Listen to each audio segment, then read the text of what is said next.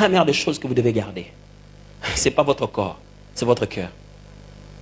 Dès qu'il devient infecté, il va infecter tous vos choix. Dans le mariage, ce n'est pas qui a raison, qui va gagner. Qui va gagner, qui ne va pas gagner. Ça ne peut pas être comme ça dans un couple. Qui va gagner, il n'y a pas qui gagne, qui perd. Dans le mariage, on doit vivre bien. Alors, si vivre bien ce moment-là, c'était me taire, même si je savais que j'avais raison, je me tais pendant ce moment-là pour garder la paix. Alors, le mariage nous apprend aussi, par rapport à notre relation avec le Seigneur, je suis d'abord enfant de Dieu, avant d'être épouse d'Adam Sumbomo. Je suis enfant de Dieu. Alors, il y a certaines choses, même quand il arrive dans le cadre du couple, je le prends, pas seulement, il y a certaines choses, je le prends seulement pas seulement en tant qu'épouse ou en tant que femme, je le prends en tant qu'enfant de Dieu. Comment je devais réagir? C'est maintenant qu'ils ont pensé à Jésus. Jésus n'est pas là. Parce qu'on ne l'invite pas au dernier moment. Ce n'est pas le jour de la bénédiction que Dieu arrive dans le foyer. Dieu bénit les foyers parce qu'il était là au début. Les pasteurs ne viennent que concrétiser en vous imposant les mains. Ce n'est pas ici l'onction va venir. Plusieurs marchent avec Jésus comme étant le sauveur. Mais pour que ton couple soit restauré, Jésus ne doit pas être ton sauveur seulement. Il doit être le Seigneur. Ça veut dire celui à qui tu obéis à la lettre. Alors, pour illustrer le mariage, vois le M de mariage comme maturité. Dieu marie. Dieu prend le contrôle réellement des mariages lorsque l'homme et la femme sont mûrs.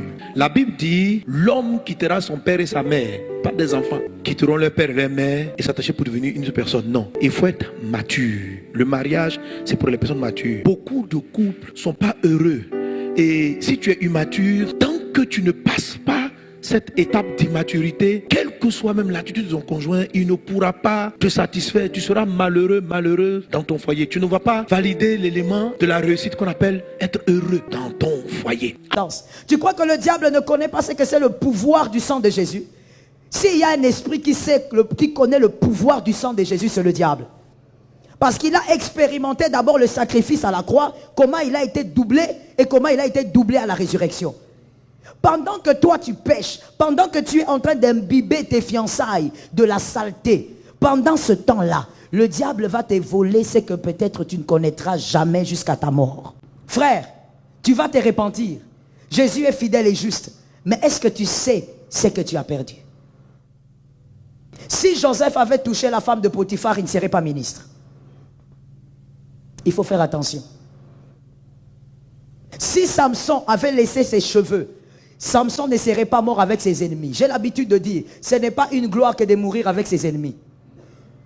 Dieu ne l'avait pas appelé pour qu'il meure avec ses ennemis. Mais les cuisses de Dalila ont amené Samson à la mort avec ses ennemis. Je dis à quelqu'un dans cette salle, fuis le péché. Non, je n'ai pas entendu des amens. Fuis le péché. Dieu ne t'a pas appelé pour mourir avec tes ennemis. Dieu ne t'a pas appelé pour mourir dans le péché. Dieu ne t'a pas appelé pour que le péché détruise ton avenir. Jésus est mort pour que ton avenir soit glorieux sur terre. Tu dois aller au ciel, mais tu dois être puissant sur terre. Ça tombe sur toi au nom de Jésus. Et il y a beaucoup de femmes qui veulent se marier, mais en fait cette histoire de sexe-là, ça n'a jamais été mon histoire.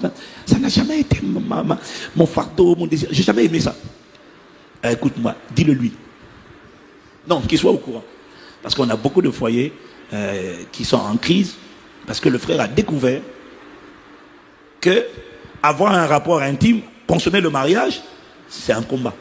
Il y en a qui sont mariés 9 mois après, le mariage n'a pas été consommé.